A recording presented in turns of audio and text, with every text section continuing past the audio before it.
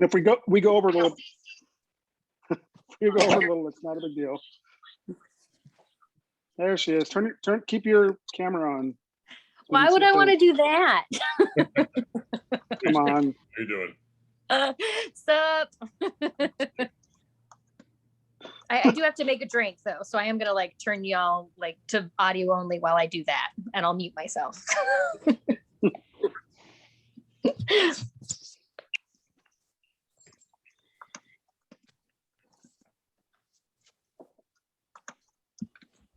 We'll let people get situated and then we'll start the event.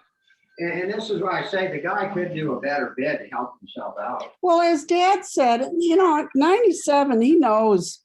Most bids would say, if you choose this. Was she saying something bad? I don't know. No. Moms are awesome. Am I okay now? You are not muted. My mom, I muted her. Okay.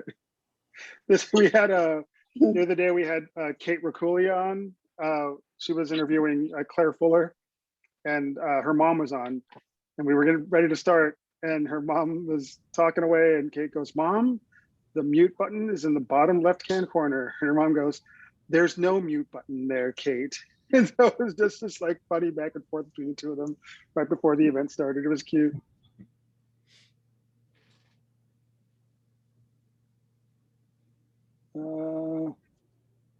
There's Amanda. Hey, Amanda. Howdy. Thanks for being here.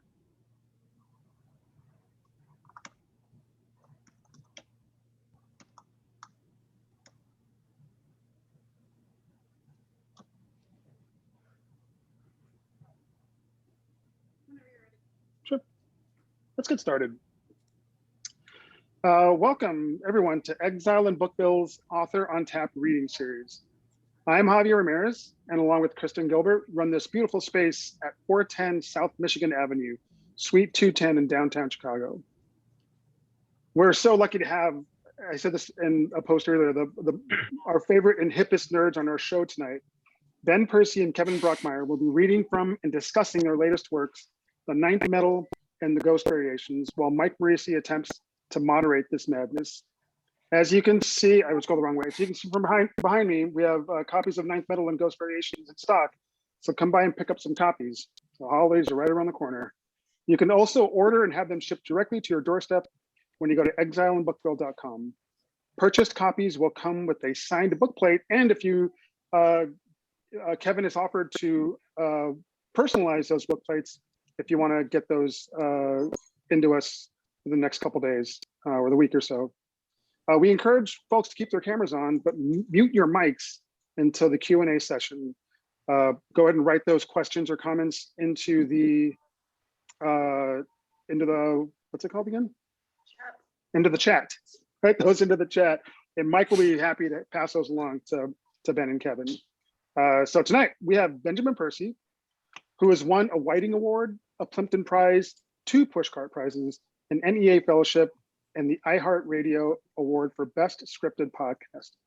He is the author of the novels The Ninth Metal, The Unfamiliar Garden, The Dark Net, The Deadlands, Red Moon, and The Wilding, 3-story collections and an essay collection, Throw Me. He also writes Wolverine and X-Force for Marvel Comics. He lives in Minnesota with his family. Kevin Brockmeier is the author of the memoir A Few Seconds of Radiant Filmstrip, the novels The Illumination, The Brief History of the Dead, and The Truth About Celia. Story collections, The Ghost Variations, which we're going to discuss tonight, Things That Fall from the Sky, and The View from the Seventh Layer, and the children's novels, City of Names and Grooves, A Kind of Mystery. His work has been translated into 17 languages. He teaches frequently at the Iowa Writers Workshop and lives in Little Rock, Arkansas, where he was raised. Mike Moreci is best-selling comics author, screenwriter, and novelist. His original comics work include The Plot, Curse, Barbaric, Wasted Space, Roche Limit, and more. He's also written canonical stories for Stranger Things, Star Wars, Hack, Slash, and the DC Universe. Additionally, and congratulations, his first movie, Revealer, is scheduled to premiere this fall, and he's in pre-production on a second film. Congratulations, Mike. That's awesome. Mike lives just outside Chicago with his family. So let's get started. I can't wait to get started on this. There's so much to talk about. Mike, take it away, and everyone enjoy the show. Ben, Kevin, thank you guys for being here tonight. Thank you for having us. I appreciate it. Thank you. Yeah. Thank you, Javier, and thanks for bringing me on to moderate. I'm thrilled to be here, thrilled to talk about these books, which I love. I've read through them both, and they're just excellent, similar but different, and I'm excited to discuss them both. And I think what we want to start with, per our pre-meeting notes and back and forth, was do a little bit of a reading. Kevin or Ben, did either of you guys volunteer to go first? I'm happy to, Ben, unless you'd like to start. Take it away, Kevin. Okay, all right. So The Ghost Variations is a collection of 100 very short stories about ghosts, ghostliness, and the afterlife. Some of them broach this idea very directly. Some of them take a sidelong approach to it. It's been fun to read from this book because I can approach it in 100 different ways, literally. I got a question real quick from Amanda earlier asking if I would inscribe the book to her cat, whose birthday it is today, and I would be happy to do that, Amanda. Just let Javier know the name of your cat, and no problem here. So I'm going to start just by reading one of the stories from the book. Again, they're all very short, 2 pages. And the one I'm going to read to you today is story number 4, and it's called Milo Crane. Sign the petition. The old man standing outside the bakery does not ask the question so much as gruffs it, summoning the words up from someplace deep in his body. The other man, younger and fitter, stopping off for a loaf of ciabatta and a bottle of red on his way home from the office, hunches into his suit and attempts to parry past him. But again, the first man says, sign the petition? Sign the petition to addle Milo Crane. And at this, the younger man pauses. For 2 reasons, the question strikes him as peculiar. First, that exotic verb, so casually deployed, as if addling someone were the most ordinary of human activities. But second, and chiefly, because he is Milo Crane. He steels himself, then makes up his mind, swiveling back around to face the man with the petition. Pardon me, he inquires. Did I hear you saying something about Milo Crane? Immediately, the older man's carriage changes. He smiles deferentially and extends a brown masonite clipboard. Would you like to sign our petition, sir? I assure you it's for a worthy cause. The dispirited note in his voice has been replaced by a salesman-like zing. When Milo asks, and what cause might that be? The man taps his clipboard for emphasis. Well, sir, we'd like to ensure that the initiative to addle Milo Crane moves forward as planned. As you know, the population of ghosts, specters, and demons approved this measure overwhelmingly. But there's been a rumble among some of the council members to dismiss Mr. Crane with only a few seconds of mild disorientation. Now I ask you, is that fair? But Milo begins, and though he hesitates, he must unintentionally say the name out loud, because the man with the clipboard summons a second man with a clipboard and tells him, you'll never believe it, but this fellow claims he's Milo Crane. The 2 of them look him up and down.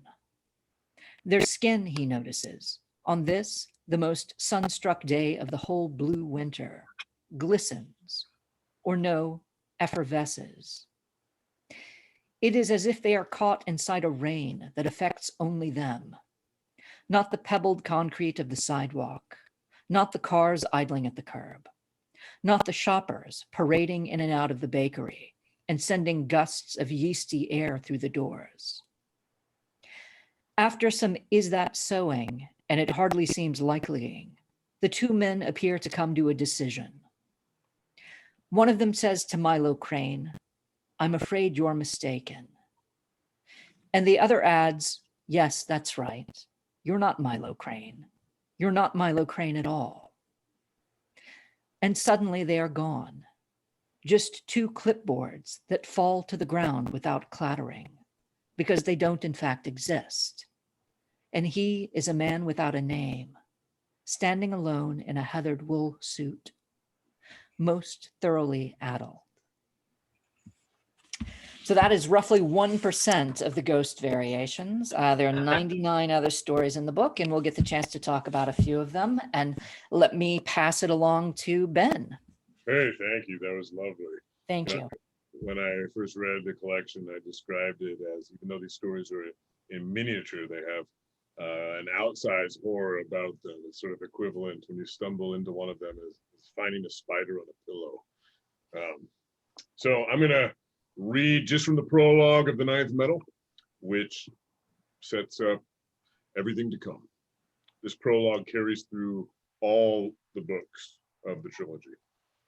They each take place simultaneously in different parts of the world. It begins with a comet. Decades ago, an infrared telescope captured the thermal emission streaking through the solar system. Eventually, it was determined to be 300.2 kilometers wide and orbiting the sun in an elongated ellipse that would bring it within 500,000 miles of Earth. The moon, by comparison, is 238,900 miles away. This would be, scientists said, a beautiful light show that everyone would enjoy all the more knowing that we'd narrowly escaped planetary annihilation. The official name of the comet was P/2011 C9, but most people called it Cain, the surname of the astronomer who discovered it. 20 years later, it burned into view and made its close pass by Earth. People took off work. They gathered at soccer fields and in parking lots, on rooftops and along sidewalks, setting up lawn chairs and picnic blankets and grills and coolers as though readying for a fireworks display. Everyone suddenly owned a telescope. Vendors sold comet t-shirts and hats and keychains and plush stuffed toys. Surfers stacked up on beaches waiting for the big waves they believed would come from the gravitational flux. At least 2 cults killed themselves off, announcing this was the end of the world and the comet a gateway to the vault of heaven. Professors and scientists and religious leaders became regular guests on new cable news shows where they talked about how comets had long been associated with meteorological and human disasters, tsunamis, earthquakes, droughts. In 44 BC, when Caesar was assassinated, his soul was said to depart the earth and join the comet flaming overhead. In AD 79, a comet's arrival aligned with the eruption of Vesuvius. In AD 684, when Halley's comet passed by, the Black Death broke out, and in 1066, when it made another appearance, William the Conqueror won the Battle of Hastings. Celestial judgment and providence, or an instrument of the devil, as Pope Calixtus III called it. Heaven knows what awaits us, one professor said. It is a reminder of our irrelevant smallness and accidental existence in the universe, a glimpse of something violently outside the bounds of human existence, as close as you can come to seeing God. Local news reporters interviewed people on the streets. I don't know, it's just kind of cool, one man said, special, once in a lifetime sort of deal. You want to be able to say, I was there. It's almost like we were living this two-dimensional life or whatever, and now there's a sense of it being three-dimensional, if you know what I mean. Cain looked like a roughly drawn eye, some said, or a glowing animal track, or a slash mark in the fabric of space, a wandering star. For a few days, the comet made night uncertain, hued with a swampy green light, and by day, the sky appeared twinned with suns. And then, gradually, the comet trailed farther and farther away, and people forgot all about it. Until 1 year passed. The planet finished its orbit of the sun and spun into the debris field left by the comet, the residue of Cain's passage. This June, the sky would fall. That's what the newscaster said. The meteor shower was not as long-lasting as August Perseus, but for several nights the sky flared and streaked and wheeled, the constellations seeming to rearrange themselves with ever-shifting tracks of light, at first hundreds, and then thousands, and then hundreds of thousands, and finally an uncountable storm of meteors. The ground shook, windows shattered, grids of electricity went dark, satellites shredded, radio signals scrambled, dogs howled, and people screamed their prayers. Many of the meteors dissolved in the atmosphere, but many struck the earth, sizzling into the ocean, splintering roofs, searing through ice, punching craters into fields and forests and mountainsides like the seeds of the night. It was then that everything changed. There you have it. Very nice. Very nice, both of you. Ben, if Rod Serling was in The Revenant, he would sound like you reading the Ninth Metal. That's I've been described as having the voice of the Witness Protection Program. that's yeah, that too. Yeah, both of you guys great. Right now, as I give my reading. So I'm glad to hear you guys read. I'm sure everybody else is as well. And I want to talk to you both about is two related questions, but unique to both of you. Kevin, I'll start with you. And these are both the related questions, both deal with origins. Kevin, Ghost Variations. One thing I want to pick your brain about. It kind of reminds me of a concept album in a way, where it's just individual tracks put together in one, some thematic, some story element that ties it all together. Where Ghost Variations, it's almost is like you have like the album breakdown, because the 100 stories are compartmentalized by sections, and the sections kind of fall into these very unique but related stories. So tell me a little bit, or tell all of us a little bit about like what drove you to do this, kind of experiment of 100 stories, which is challenging in and of itself, but also like what was your thinking behind how these stories are going to tie together and how you're going to build what is a cohesive narrative, but also not? Well, I like the idea of the book as a concept album or a mixtape. I think that's perceptive.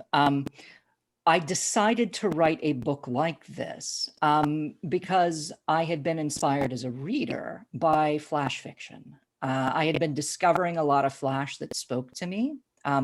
More and more, I was energized by the form, but I had never attempted to write it myself.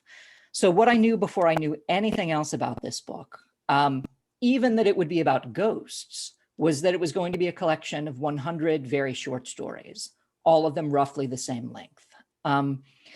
Before I wrote so much as the first word, I decided that I would orient all of the stories around ghosts or ghostliness or the afterlife in one way or another. Initially, the book was not subdivided into these 11 sections. And ultimately, if you turn to the very end of the book, there's a concordance of themes, which offers up many more than 11 possible ways of kind of subdividing all of this material. So initially, it was simply a collection of 100 numbered stories without titles and without any subdivisions whatsoever. And then I shared the material with my editor, and he felt that it was just an intimidating read, and he didn't know how to broach the material if it was only a sequence of numbered stories with no other guideposts involved. So he recommended that I subdivide the book into mini sections. And so that's what I did. I titled all the stories, which was great fun. Like the titles, it took me forever to write the stories, but to title them only took me about a day. So it felt like I was accomplishing a whole book very, very quickly, which it never otherwise feels that way. So I arranged the stories into these subdivisions with the help of my editor. And there were certain stories that kind of demanded their particular places in the 100 number sequence. There was number 7, for instance, had to be a lucky story. Number 13 had to be unlucky. Number 33, I thought of as my Jesus story because Jesus died at 33. Number 66 was my devil story. Number 99 was my God story. You know, so there were certain numbers that did make demands on the material. But for the most part, I just wanted to figure out how to, if somebody was going to sit down and read the book from beginning to end, how to create a satisfying reading experience. Now, I don't think too many readers do pick up this book and just read it from beginning to end. I get the sense, I thought that it was going to be a quick read, basically. I was thinking of it as a bag of potato chips and that somebody would open it up and just finish it one after another. And then everybody who talks to me about the book says that they have to take it much more slowly than that. Somebody described it, the author Corinne Tidbeck described it to me as like a box of pralines. And you only eat one of them at the time. You savor them before you move on to the next. And I think that's how many people have approached the book. Yeah, that's a great answer. Yeah, it's a very existential bag of potato chips. That's I would love that blurb on the back of the book, a very existential bag of potato chips. Yeah, that's very good. But it's, yeah, I mean, that's a great answer, and that's what I love about it. In fact, I had to look up because 33 was footprints, and that was one of my favorites of the book. And I didn't realize I didn't for some reason my mind didn't draw the Jesus connection. And I kind of like that there exists like this, like, I don't want to say meta text, but there's this like extra kind of like Easter egg almost element of like, you know, why you position what where, the intentionality behind why you made those choices. It's pretty fascinating. It creates I see this old book, and I'll be really brief. It was a Life of User's Manual. It's about this French book from the Oulipo writers who it's about this apartment complex, and the book moves around from like apartment unit to apartment unit in a very specific way, and it's very lovely. It's a great book, but it kind of reminds me that the intentionality of when they're going to each unit is very specific. And, you can kind of pull it apart, but put it together in a very driven way. Yes, yeah. I mean, I love those Oulipo guys, and I love writers for whom patterning is an important element of the process of creating literature. I was talking with Javier before the event. If you go to my website, which is kevinbrockmeier.com, there's a whole page dedicated to lists of one kind or another. I'm a list about books and stories and movies and albums. I'm up to list number 339 as of today. But one of them is my 10 favorite books by the Oulipians. Nice. So if you're interested in kind of that subgenre of literature, check it out, and maybe you'll discover some books that you haven't cracked open yet. Oh, I will. Absolutely. That's fascinating. So Ben, similar to you, thinking about origins, the thing that really interested me that I want to pick your brain about is, as you know, coming out of comics and, you know, adjacently cinema with the Marvel universe, there's a lot of, you know, superhero origin universes that are being created now. It's a very, you know, in vogue thing. You know, people all want the tentpole, people all want the universe, they want the superheroics. You know, it has become the grandest myth of the last, I don't know, 10 to 15 years. How was it for you saying, I'm going to do this? And you do it in a very different way. And you can talk about it now, or I plan to talk about it later, but like, how was it to say, I'm going to do this, and you're going to do it alone? Usually this is something that's created by a committee of writers or producers or whatever, but you're going to do this by yourself. You're going to make this universe that's essentially, at least superficially, a superhero story, but it's, you know, again, we'll talk about later, so much more. But how was it for you making that decision and then building this universe? Sure, and I'm also wondering if Kevin has like a top 10 Marvel villains list. If not, get to it. I will get to it. Yeah, I'll absolutely do that. So, you know, I've been writing for DC or Marvel since 2009. That's when I started pitching. I'm sorry, I made a conversation. It was actually 2014 when I first broke down the doors and landed a 2-issue arc of Batman Detective Comics. And you know, in writing Green Arrow and Teen Titans and Nightwing and Wolverine and X-Force, I love playing in that sandbox, but those worlds, those characters don't belong to me. And, you know, one of the things, you know, sounds a little bit corny, but writing comics, it really is a childhood dream come true. Comics were foundational for me. I don't remember the first novel I read. I mean, I can remember reading The Hobbit in 4th grade. I'm sure I read many more novels prior to that, but I can remember every comic that I read, starting, you know, at the age of 3. And I remember them because I would read them over and over and over again until they fell apart in my hands. And so they're part of my imaginative hardwiring. And one of the pleasures of reading comics is that they belong to a shared universe, right? What happens in Wonder Woman carries over to Superman, carries over to Batman. There's a ripple effect. And in literature, things aren't so dissimilar. If you look at what Faulkner is doing, if you look at what Louise Erdrich is doing, they too are building their own shared universes.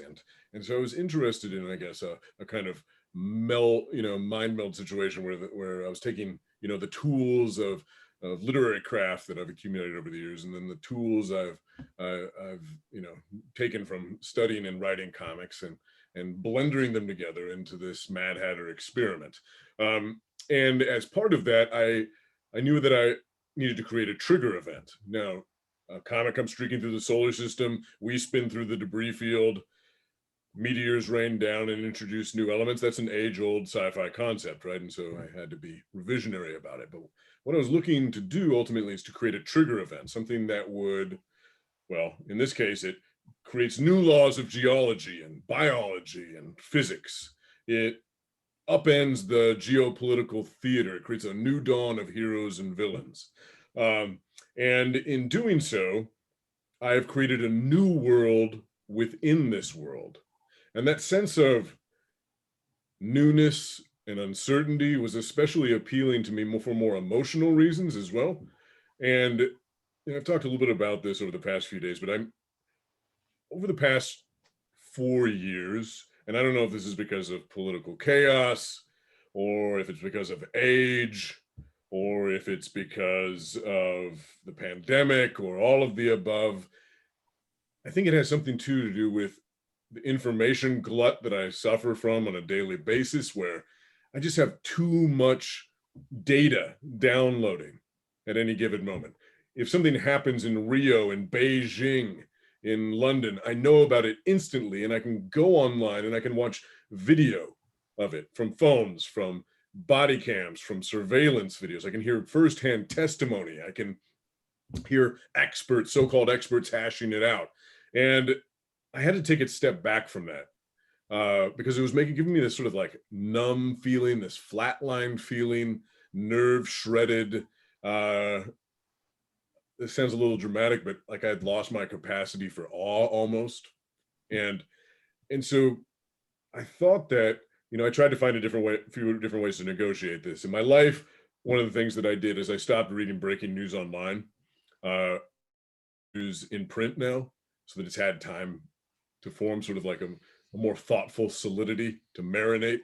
And then in my writing, and this was a challenge to myself as a writer and as a reader, and for my readers, I wanted to build something that was uncertain, that was unknown, because in the unknown, you have wonder, you have awe, you have the possibility of the sublime. And so in building a world where the characters themselves are still wrestling with the answers, still trying to figure out, you know, what exactly this planetary crisis means. That was a big dare on my part. And it was also a big dare in the way in which I rolled out these books as well. We can talk more about that later, because I had a specific pitch when it came to the way that, you know, the marketing would work, that the publication schedule would work. But that gives you sort of like an overarching understanding of where I was coming from when I was trying to write not just a trilogy, but a cycle. That's what I call it, the Comet cycle. And it's because this is not 3 books. This could be 6 books. It could be 9 books. It's supposed to be infinitely generative. I'm trying to build a shared universe. And in part, you know, I talked about comics. I'm also inspired by King, of course, who has, not just in the Dark Tower series, but in all his books, right? They thread together. And in the Dark Tower, they ultimately thread together too, philosophically. That's what my ambition is to do here. Excellent. Yeah, man. Yeah, I love the idea of creating a kind of Dark Tower of this, and I could see it. I could see the groundwork of it. Very different, obviously, in many ways, but I can see you being able to capture that same scope and then threading it together the way King does, and pretty remarkable. Because in the middle of the Dark Tower, you start to get the sense of like, where does this go? And then he pulls it off. He pulls it off at the end. But yeah, I think that's pretty excellent. And that actually your answer brought me to a question that I had for both of you. One thing I was really interested in is that both of you guys are obviously working in genre in a way. There's a genre you can look at this as genre fiction, I think. But while you could categorize this as genre, I think you're also both of you very much subverting genre. Kevin, you're when I was reading this, kind of what I kept thinking about was this the film Ghost Story. I mean, not just because the title, oh gosh, I'm afraid who directed it, but it's from David Lowery. David Lowery, yes, thank you. He's wonderful director. Yeah. But it reminded me of that, in the way that he approaches a existential afterlife. Obviously his scope is a lot more narrower because it sticks to this very specific thing. But he's dealing with this very touching on similar themes and approaches as you do. And Ben, in a very similar way, you're dealing with the superhero genre, but upending it because you have elements of Western and samurai, and you're dealing with geopolitical discussions that don't really happen in a very direct way that we've seen, in superhero cinema or even superhero comics. So you're creating something very fertile, like you said. The comic coming to Earth is a very that's a tried and true trope. But you upend it in a very interesting way, and where you take that is even more interesting. So tell me a little bit, both of you guys, whoever wants to go first. I'll let let one of you run with this. But how did you approach that idea of like taking genre, taking a ghost story, a superhero story, and really, really subverting it with form and content both? Kevin, you go first. Okay. I've been activated as my writing is always activated by my reading. And I read pretty widely, and I grew up as a lover of genre fiction, fantasy and sci-fi, and also comic books like Ben. Like, I spent most of my allowance money on those three things: fantasy novels, science fiction novels, and comic books when I was a kid. And it never seemed obvious to me that they were divorced from, I don't know, the central currents of art or of fiction. When I began writing, it seemed like the many of the writers I was discovering, who were thought of as mainstays of contemporary literary fiction, were seeding elements of the fantastic or the science fictional into their own work. And so I never resisted the impulse to do that myself. I've always thought, like, one of the answers that I tend to resort to, like when I'm asked about my use of the fantastic, is this quotation that I stumbled across in one of G.K. Chesterton's lesser known books. It's a collection of stories called The Poet and the Lunatic. And there's a moment in one of these stories where a character is discussing the sacrifice of Saint Peter with another character. Chesterton was a very theological writer, even when he was writing fiction. So like, he tended to kind of lecture about Christian iconography in the middle of these detective stories. And so this one character is talking with another about Saint Peter and how he was crucified upside down. And traditionally, when this has been discussed, the reason for it is supposed to be that Peter did not want to duplicate or mimic the sacrifice of Jesus. And the character says to the other that at this moment, when Peter was dying upside down on his own cross, he was vouchsafed a vision of the world as it actually is, with the clouds like hills and the stars like flowers and all men hanging on the mercy of God. I think it's that kind of flip that incorporating fantasy or science fiction into your work allows you. Somehow when you see the world at a tilt, you see it more sharply than you would otherwise have seen it. So that was, I think, why I began, frankly, I began using elements of fantasy and science fiction just because I was excited by them. And I enjoyed them. And my imagination seemed to leap forward when I was writing in those modes. But when I was trying to talk about why it was important, that was often what I ended up saying. Lately, I've also been thinking about something else, though, which is when I was reading Ben's book, I was struck by, well, a number of things, but occasionally we get these glimpses of another form and what seems as if it might be a deeper form of reality that some of the characters are presented with. And one of them is this boy named Hawken. And late in the book, I'll just read you a couple lines from Ben's book. She isn't sure what scares her more, the practical promise of Hawken as a living weapon, or the dreams he sometimes reports to her. The visions of worlds other than this one. The possibility that he might be an antenna or a bridge or a connection to something other. And this idea of something other is extraordinarily appealing to me. And more, I tend to think that my fiction is an attempt to be in conversation with that something other. And also an attempt to be in conversation with the idea that other world is also this world, that this world is the other world. And that we're just, for whatever reason, incapable of seeing it that way. So, I've got a lot more I could say about that. But let me hand the question over to Ben.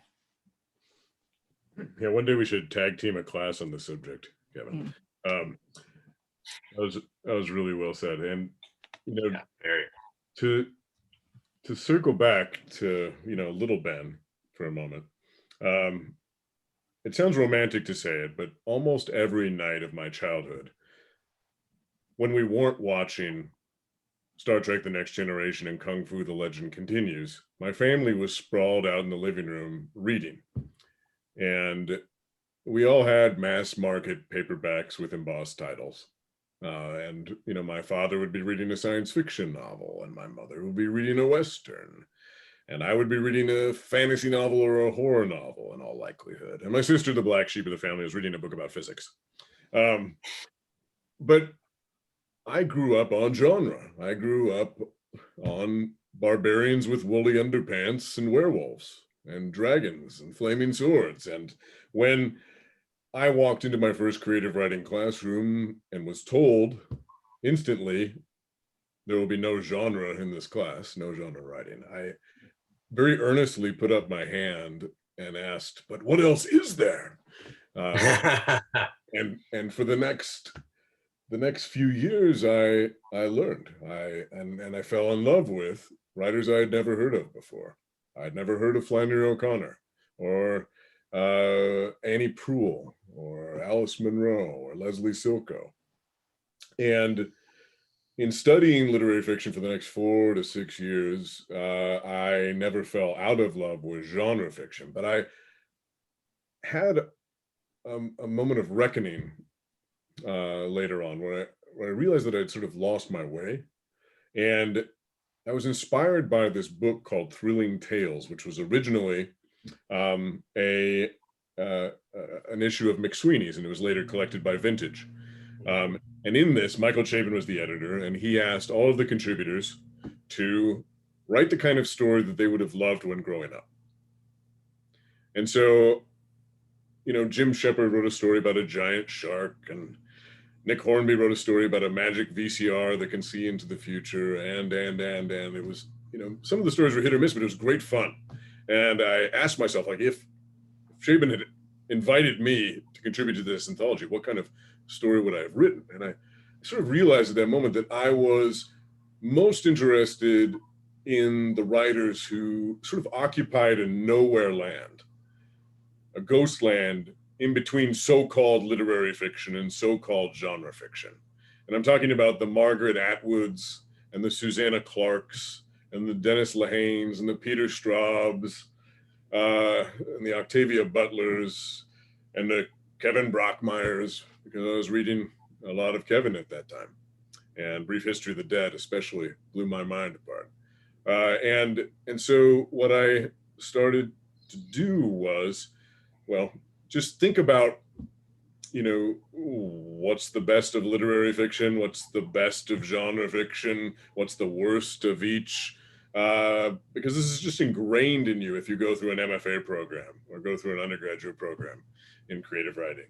And you know, if you look at what's the best of literary fiction, right, that creates these three-dimensional characters and these metaphors that glow, and the prose is exquisite. You could, pluck a sentence out of a literary story and frame it and hang it on the wall and invite the neighbors over, and they would, fall to their knees as they beheld it. And the problem, though, sometimes with literary fiction is that not a lot happens, right? And with genre fiction, you can criticize it potentially by saying, oh, the prose is pedestrian, or the characters are one-dimensional, or the plots are too familiar, or whatever. But you know what genre fiction never forgets? It's that all six cylinders need to be blazing. And you turn those pages so swiftly they make a breeze on your face. That's why I was reading as a kid. I had no idea what a good or a clumsy sentence was back then. I just wanted to be swept away and dragged down the rabbit hole. And anyways, in looking at the Ninth Metal, you see those sort of origins. You see the fact that my mom was obsessed with Westerns, that I grew up watching them and I grew up reading them, and I grew up on every single vacation traveling often to the scab lands of Eastern Oregon. And in the back of the pickup, there were rifles and fishing rods and pickaxes and shovels, because we were rock hounding or fossil hounding, hunting or hunting or camping, fishing. And along the way, we would be stopping along the Lewis and Clark Trail. And along the way, we would be stopping along the Oregon Trail. Right, so this is the mythology that I grew up with. And then my dad would also have his telescope with us. So when we'd be camping out with the stars wheeling above us, he'd have the telescope out, and he'd be, teaching us about the stars and the constellations and such. So, these two things sort of meld together in a very obvious way, in that almost all science fiction, typically, I'm exaggerating there, but a lot of science fiction is Western-y. Mm-hmm. If you look at something like Star Wars, it's very archetypal, and you could maybe bind it, with like early John Ford stuff, and the space is a frontier, and the West is a frontier, and it's a lawless territory, right? And so what I'm doing is scrambling those together, but in hopefully a revisionary way. I talked about John Ford, and he was traditional in the way that he shot films. He was traditional in the way he presented archetypes. If you look more at Sergio Leone was acknowledging that sort of legacy and then scrambling it and trying to revise it and say something new about the West, right? So here is the opening of The Good, the Bad, and the Ugly in brief. You have a shot of a landscape. It looks like a familiar Western, right?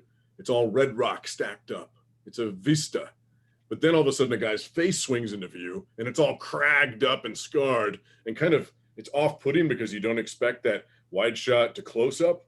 Mm-hmm. It's interrupting sort of your expectation of what a Western is immediately, just with the cinematography, but he looks like the landscape itself. And then you go wide, and it's a single street town, and it appears to be high noon, and he's at one end of the street, and there's other guys are at the other end of the street, and they move towards each other, and there's a tumbleweed, and there's a mangy dog, and there's a saloon with ribcage doors, and there's a wagon with a canvas flapping in the wind, and all these things that look recognizably like a Western. But then instead of, as they reach for their 6-shooters and toss aside their dusters, instead of shooting at one another, they bind together, they go into this saloon, and they start firing at an unseen enemy. And then the window crashes open, and a guy jumps out, and he pauses, it freezes, and you hear the I. And then the cinematography, everything is suddenly screwed up, what we thought this was. And he's got like a giant turkey leg in one hand, his gun smoking in the other. He's got strips of meat hanging out of his mouth. And he jumps on a horse and rides out of town. The camera goes inside of the saloon, and you see the other guys from the beginning lying there dead, bullet riddled. And it's just like he was taking, and they're all wearing brown hats, not a black hat, white hat Western, right? And this is him doing this morally ambiguous thing and saying something different about cowboys. They're not white knights. They're ignoble, rapacious presence in the West. And I guess that is what I'm most interested in doing. I'm talking about all these various influences and trying to sort of, I guess they have this weird sort of aesthetic that I think that Kevin and I, really relate on, in that I don't distinguish between so-called highbrow or pop art, like War and Peace is as important to me as a Spider-Man comic. And as a result of that, I take everything in intentionally. I take everything in as though it is useful nourishment. And then it somehow becomes, this weird amalgamation that is the Ninth Metal. Can I ask Ben a question real quick? Of course. Yeah. I was curious. You're a little bit younger than I am, Ben, and we both grew up reading comics, but there's enough of a gap between us that I just wasn't sure whether this particular line of comics was important to you.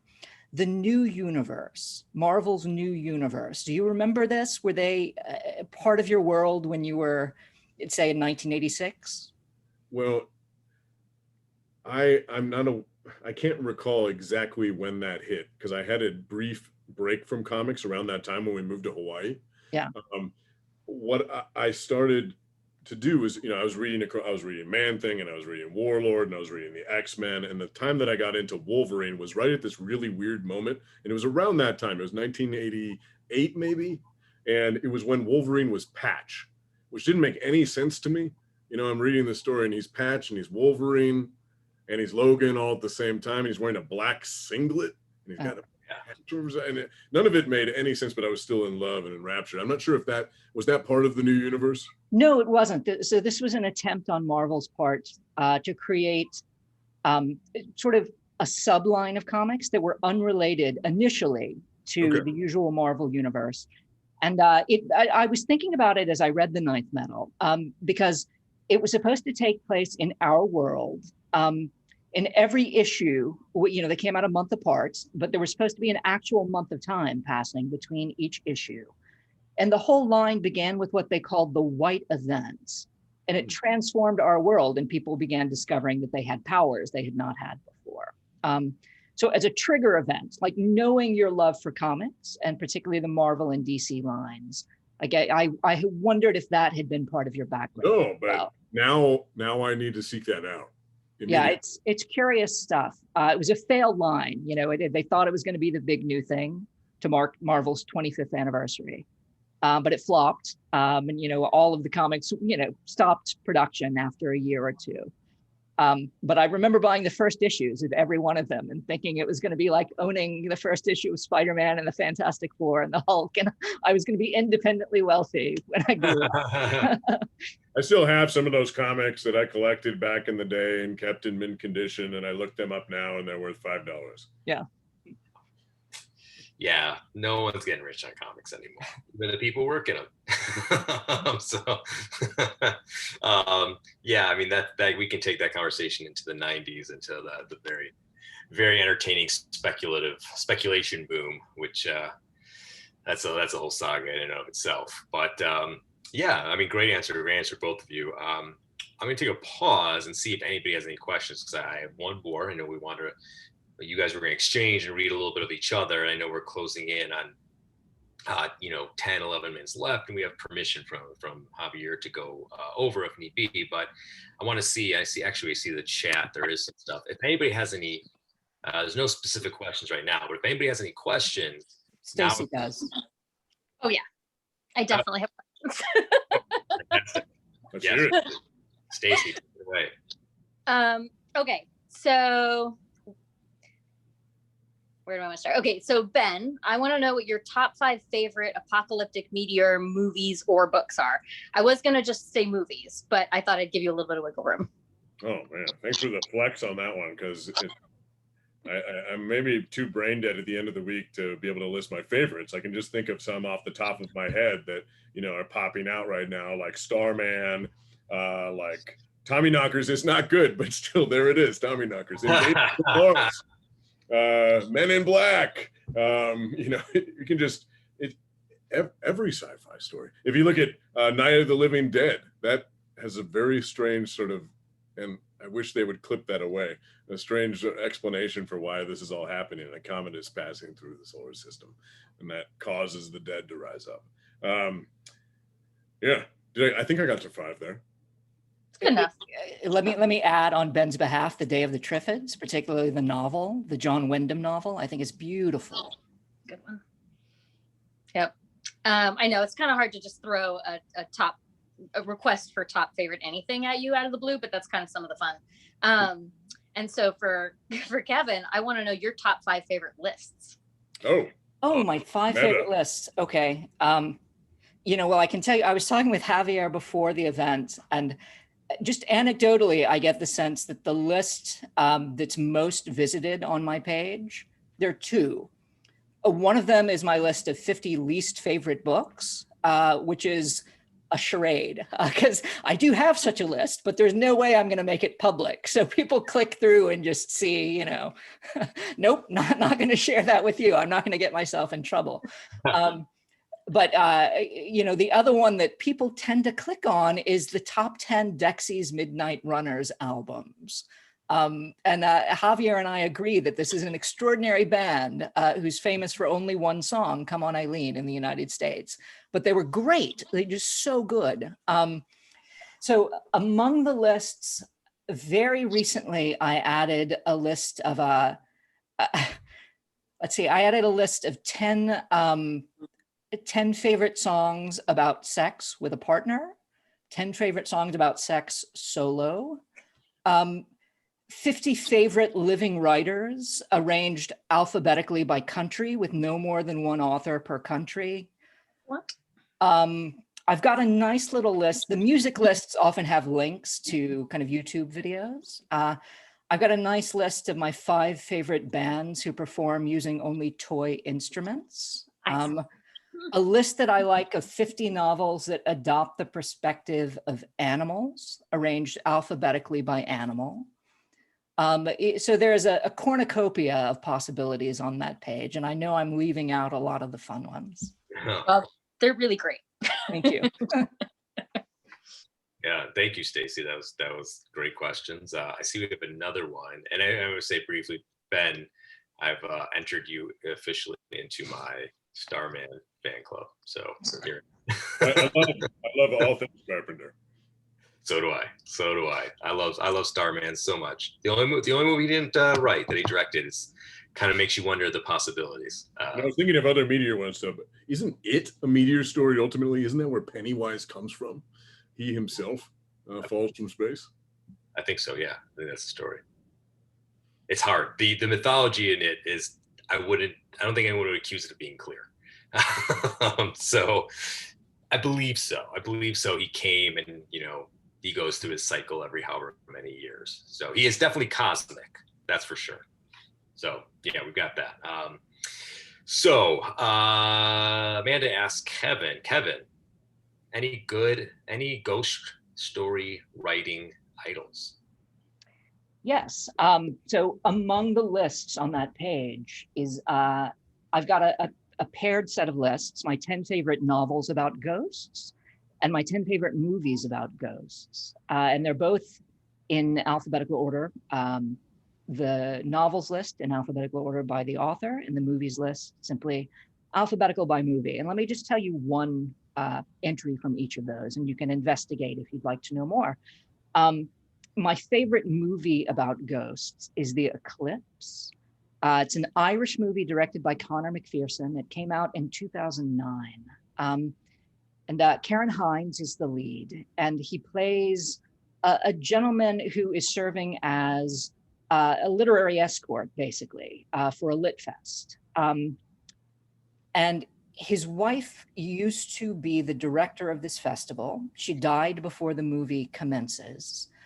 And he is ready to move on romantically, ready to shuck off his grief. And he begins seeing apparitions of what seems to be his wife that are horrifying to him and seem to be forbidding him from moving on. And there's something about the way the movie handles these manifestations that's very moving. You believe you know what ghosts mean within this setting, and they turn out to mean something utterly other than you thought. And once you discover it, I've watched the movie maybe 3 times, and every time I reach that moment of discovery, I shiver and begin crying because it's so surprising and touching to me. So if you can seek this one out, again, it's called The Eclipse. The director is Connor McPherson. I'm gonna watch that. Yeah, it's a great, great movie. As for the novels, maybe I can mention, let's talk about A Fine and Private Place by Peter S. Beagle. Beagle is one of my favorite writers. I've got a list that's dedicated, a couple lists that are dedicated to my favorite books he wrote and my favorite stories he wrote. He's best known for The Last Unicorn, which has been, adapted for film and been in print ever since the mid-60s. His first novel was called A Fine and Private Place. He wrote it when he was very young, published it when he was only 21. It's never been out of print, and I think it's extraordinary. And it's a love story about a man and a woman who find love beyond the grave, basically. In the cemetery in which they are buried, ghosts are kind of springing up from the soil, and they spring up themselves. And they discover that what it means to be a ghost is that when you get sick of things, basically you forget everything, including the fact that you exist, and you just cease to be and go to sleep. And the two of them find each other and forbid themselves from abandoning their interest in existence out of love. And it's a beautiful book. He's an extraordinary writer and prose stylist. And it's one of my favorite books, and certainly one of my favorite books about ghosts. Excellent. Excellent. Hey, Kevin, I actually have a question for you briefly. Have you ever, speaking of ghost story movies, have you ever seen the movie Lake Mungo? Yeah. No, I haven't. Lake Mungo? Yeah. It's You're not fine right now. This is brand new to me. I'll write it down and seek it out. it's wonderful. Wonderful. Devastating. I'll tell you that. Ben, have you seen that? Yeah. Oh, I've seen it twice now. It's pretty great. was it Javier? It's pretty great. Yeah, I have seen it twice as well, Ben. It's it's beautiful. It's pretty devastating. It's wonderful. So so we are closing on time. I want to see still. I came on to say we can go on as long as you guys want. There's if you guys want to keep going for a few more minutes after, it's up to you guys, but there's no time limit. This is too good to stop. Well, I was going to ask if anybody, first of all, have any if there's any questions from anybody. I don't want to hog the time and that. So if anybody at all has any questions, like I said, chime in or drop it into the chat. I'm happy to convey whatever you'd like to know. Maybe a crowdsourced question. It's interesting because Ghost Variations, my immediate thought when I started to read it was, of course, both Joy Williams's 99 Stories of God and then Some by David Eagleman came out, 2000, I don't know, 6, 7-ish, maybe a little bit later than that. That was all stories of the afterlife as well. And I feel like the 3 of those books make up their own little category that I have a hard time coming up with other similar titles to group in with them. And that's striking to me, just that the 3 of those could go so neatly together in a tiny little like subcategory of these sort of snippets of stories of seeing the world, upside down, inside out, from the other side, etc. Yes. There's a nice list on the website of my 20 favorite collections of flash fiction. It's an international selection, 10 by Americans, 10 by non-Americans. And Some by David Eagleman is on the list, along with 19 others. But Inherited Disorders, Stories, Parables, and Problems by Adam Ehrlich Sachs came out within the last few years, and I think is a wonderful book that sort of fits that subcategory. The Afflictions by Vikram Peralkar As Indian by upbringing, but now lives in the United States, is a book about kind of fictive diseases, all of which are kind of fantastic in conceit. Invisible Cities by Calvino feels to me as if it would kind of fit this little subcategory. I don't want to, take up too much of the group's time just reading through this kind of sequence of books. But, if anybody is curious, please investigate. All right. Well, if you guys don't mind, I'll ask one more question that I was interested in finding out, picking your brains one more time, and then see if anybody else has any questions. I guess that maybe we'll call it a night. So the question I had that I really, you guys approach in very both similar, but also different. I'm wondering on a thematic level, like how you guys both approach the intimate and the grand, because Kevin, you have stories that you can view, and it oscillates from story to story, but you can view very easily as very intimate and very personal. These wrestlings with life and death, but they're very personal to the person who's experiencing this, and they're wondering where they are, what's happened, what is going to happen, etc. And you blend these very personal views of things that are very, very big, very, very vivid, and things that we all kind of confront or wrestle with on this, like we said, the existential bag of potato chips. But then you have at the core of like this global superhero story, a very, very personal story with family and young boy wrestling with powers. You have these elements that are like you go back and forth between pulling back into like the grander scale, even though it's localized to this one place, but also getting deeper into your characters and making something epic feel very personal at the same time. So how do you guys balance that? What is your method for, and I'm sure it's maybe nothing specific, it might be a little bit nebulous, but like, how do you kind of balance that out of like pulling in for the intimate and then drawing back for something grander and bigger? Yeah, I can answer that in a few different ways. One is I've been watching, along with many others, Mayor of Easttown over the past 2 weeks. And at first, and I was talking to Victor about this the other day, at first it felt familiar, like crime comfort food in a way.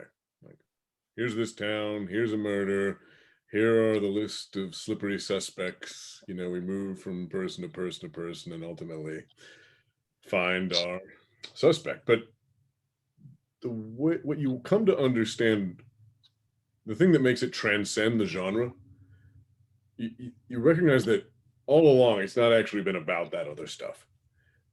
What that show is ultimately about is trauma and the weight of pain that people carry around with them and how they move past it or don't.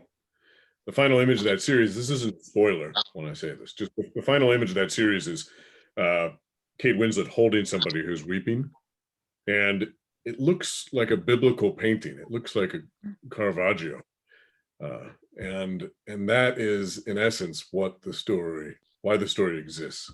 I've always said that it doesn't matter how incredible your time machine is, or how disgusting your squid aliens are, or how horrifying your vampire train is. What matters is the beating heart at the center of your story. That's what makes people care. So the way in which I tend to negotiate that, which also seemed to be your question, is when I'm, I have over to my left here a closet, and the former owner of this house was a hobby photographer. And so this was his darkroom. And appropriately, in the darkroom, I keep all of my ideas tacked up on the wall. And it's my nightmare factory. And I have articles that are clustered together according to subject. I have scenes. I have maps of stories. And when I have the maps laid out, sometimes I think about a novel or a screenplay for years before I actually begin to write it. And along the left side, I have characters. And once I figure out who the characters are, these little Wikipedia entries, I figure out what they want. Once I figure out what they want, I put obstacles in the way of their desire. And that's the first stirrings of plot that moves across this scroll. And then I start to map out what I guess you could say are the summits and the valleys of the story. The high and the low notes, the crescendos you know, and the more emotive moments of respite. And what I'm doing right then is figuring out the arrangement of chapters, this larger orchestration or story math, I guess you could call it. And what I'm doing is looking for essentially something that looks, if it was a seismograph, it was a cardiogram, it would look, you know, up and down. It would have that variation to it. And in those spikes, right? Those spikes are the set piece moments. And that's oftentimes where I'm moving towards something grandiose.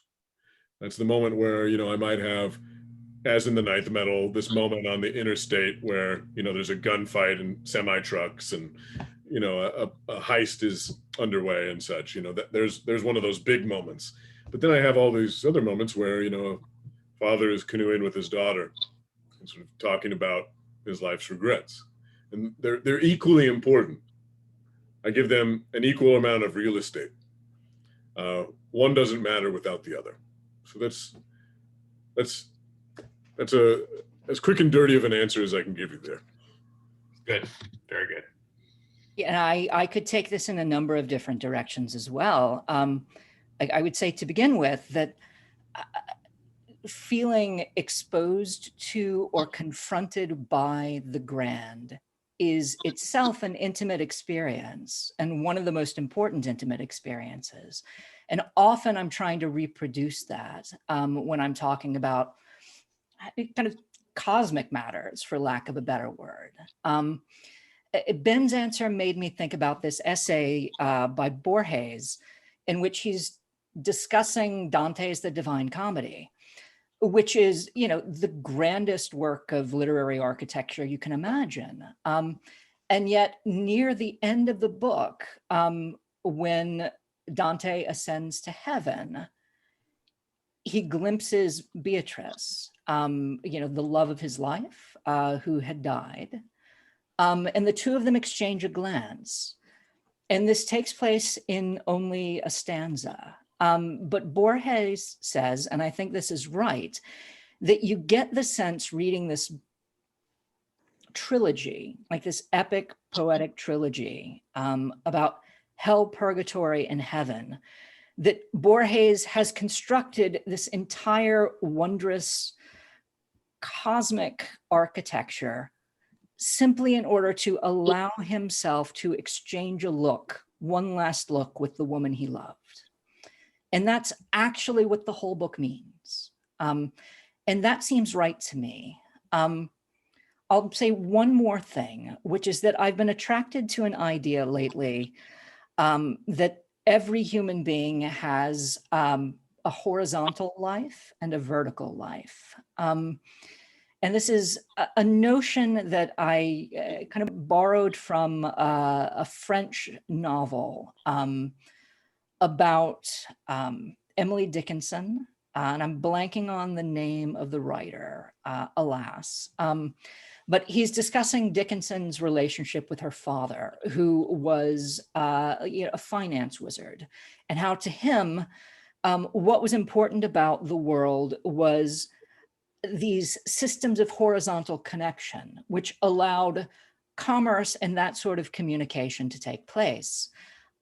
Whereas what was important to Dickinson was a system of vertical communication between the soul and the soul's master. And that was what everything was all about. And I realize that I keep speaking in religious terms, despite the fact that I'm an agnostic. But, you know, art and literature is where kind of my religious sensibility is most alive, I think. Lately, it has seemed to me that the books that work best, it can be very easy to write a work of fiction that is only about the horizontal lives of the characters. And there are plenty of books who adopt that as their sole concern, and they can be immersive books and wholly pleasurable to read. But the books that are most consequential to me are the books that allow a glimpse of the vertical experience of these characters, which is to say, some moment when they seem to be exposed to the strangeness and the grandness of reality. And these moments can happen very passingly, embodied in only a sentence or a phrase. But they do a remarkable kind of work, I think, in allowing readers to feel that they're participating in a story. And I think the reason for that is that you can never really capture the lushness of our actual horizontal lives inside a work of fiction, because there's just so much detail. Like simply this moment, a snapshot of this moment of me speaking to you at my monitor and looking at you as you're speaking to me and experiencing the air around me in my room. It would take a lifetime to try to capture all of that detail in prose. But I think our vertical lives, as we experience in them every so often and very passingly, sort of pierce the horizontality of our experience very briefly. And yet the piercing they do transmits itself both forward and backward through our lives and lends a kind of weirdness and luminosity to everything else about our experiences. And that's an awful lot like the way that the vertical lives of a character can work on the page as well, which is to say that when we experience a vertical revelation along with a character, we experience it in much the same way we would experience it if it were happening inside the context of our own lives. And I think that can allow us to feel that our own lives are sort of blossoming open into the space, into the narrative space of these characters. And this is something I've been thinking about an awful lot lately. And I would say that even the books that don't permit that sort of vertical experience for their characters, usually you get the sense that even if it's not on the page, it's available to them, that kind of experience. And when it's not available to them, you feel that what you're reading about are monsters of one kind or another, who are somehow not wholly human. So I don't know if this might have been a way of operating kind of in a spinning fashion around the margins of your question rather than zeroing in on the heart of it. But this is what came to mind when you asked me. Great answer. Well, Thank you. that's a great answer. I feel glad that my very simple question inspired such a wonderful response. That's probably the best thing I'm going to do all day. That was wonderful, Kevin. That was an amazing answer. Thank you for sharing that with us. I'm very glad. I think it's also, unless anybody has any questions, I think it's a great place to end. I obviously want to hear from Ben and Kevin one more time to see, talk about where to find you, where to find your work, what's up next, etc. But take a pause if anybody wanted to drop something in the chat at all. I'm not seeing anything. I think you're too busy thunderously applauding. Yeah, definitely, absolutely, I have no doubt. So no, I think I do have two things before they close everything out, and we want to hear about what you guys are doing next. But yeah, take it away. One, first of all, Ben, I think you mentioned the Mammoth book of thrilling tales. Yeah. I was blown away by that collection for a lot of reasons, mostly because I was able to discover Kelly Link because she, there it is. That's great. Kelly Link had a short story in there that blew my mind, and it was when you have that discovery of that one author that everyone in there, it's Sherman Alexie, Margaret Atwood, Stephen King, Elmer Leonard, and then this Kelly Link person who I'd never heard of, and I think it was Cat Skin or Cat Suit. Cat Skin. Which I don't know if you guys can see this, but I found this lamp, and it's a young woman in a cat suit. I don't know if you can see her head, but about 10 years ago, after I read the collection, and it's stayed with me since then. And I was so thankful for that collection. And Kevin, we talked about Dexy's Midnight Runners. And I was going to say before that there's a really great music history book called, maybe you know about Rip It Up and Start Again by Simon Reynolds, and he devotes a good chunk of a chapter to the importance of Dexy's Midnight Runners as a post-punk band. Yeah. haven't read it, go back and read the entire collection is great, but I think it's like the only time I've read about, anything about Dexy's Midnight Runners other than, Come On Eileen. So that's when I discovered them to be more than just a one wonder. So yeah, that's all I had to say. I could go on and on. This could go on for like 2 or 3 hours. Thank you guys so much. If you guys want to talk about what you're doing next, Mike, I think that was your question, and then we can close out maybe. Yeah, where people can find you, more about your book availability. I'm sure it's the usual suspects, but anything you want to share about yourself and your work before we close out?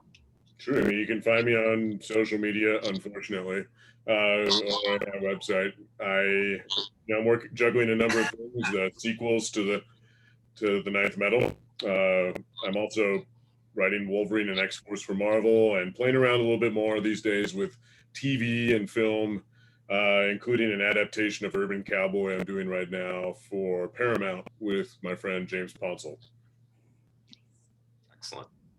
And I don't have any social media presence, but I do have a website, kevinbrockmeier.com, where you can find all of those lists and many more. There's a contact page there. As of today, this is the final event in my virtual tour for the Ghost Variations. So I'm getting to work on a new project. The paperback should be coming out in January or February, I think, around the same time as as the second volume in Ben's Comet Cycle. You can buy the Ghost Variations through all the usual venues, but I hope that if you want to purchase it, you'll do so through Exile and Bookville, and there will be some book plates arriving at the store next week, probably. All of them signed, and I'd be happy to inscribe one as well for anybody who would want something individuated for their book. Wonderful. Well, guys, this was great. You guys, great answers, great insights into your work, into writing, to life. I had a great time. I love hearing your responses, and thank you for chatting, Javier. Thanks for putting this together. Thanks for inviting me to be part of it. Of course, thank you. Just a couple little house cleaning. Next week, next Tuesday, we have the next couple of weeks. They're just following up this great first week of June. We have next Tuesday, we have John Doe from X in conversation with Tom DeSalvio and Gia DeSantis. And then Wednesday, we have Nana Nkweti she has a great collection that just came out from Grey Wolf called Walking on Cowrie Shells. And she'll be in conversation with Alexia Arthurs. And we're so excited about that. And then on Friday afternoon, it's an afternoon event. We do a lot of events from all over the world, and we're doing one from Barcelona. The authors from Barcelona, Javier. Don't look at me. His name's Javier. It's not me. I didn't write the book, but it's from it's a book from Anti Book Club, and it's called Silver Skin. And I just started reading it. It's fantastic. He's going to be in conversation with Michael Zapata, and also with his translator, Mara Faye Letham, who is Jonathan Letham's sister. So we're totally looking forward to that. Tune in. We have other stuff, great stuff coming up. But thanks everyone for coming out. Buy multiple copies of Kevin, Ben's, and Michael's books. We can get them for you here through Exile and Bookville. And thanks. Good night, everyone. And you guys stick around just for 2 seconds after, just till everyone leaves. Yeah. Bye. Thank you. All right, thanks, guys.